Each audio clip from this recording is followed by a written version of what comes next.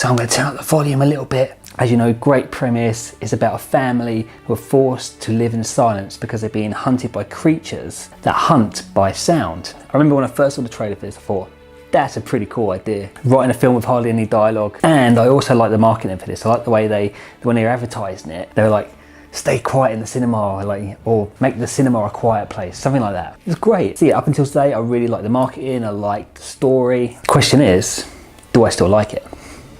The quiet tension pause. Wait for it.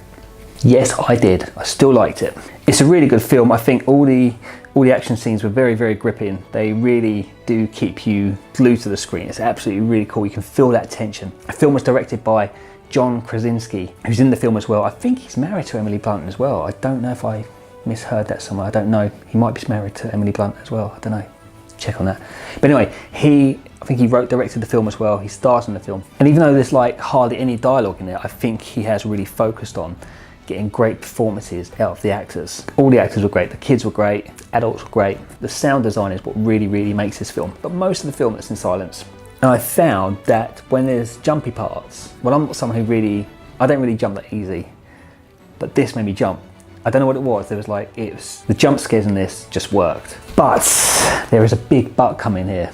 Okay, so the but is the criticism I have with this film. From a story perspective, I do not understand why Emily Blunt's character got pregnant. Because from the beginning, they've got a little bunker, right? And in their bunker, they've got like a whiteboard that's got one column saying survival, the other one says the enemy.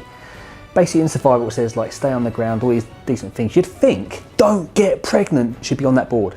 That really should be top of the list. Babies are born, they scream. You'd think the most obvious thing you would do is not reproduce any more children. That was my one criticism, one little plot hole that I couldn't get my head around. You've been mapping out survival for days.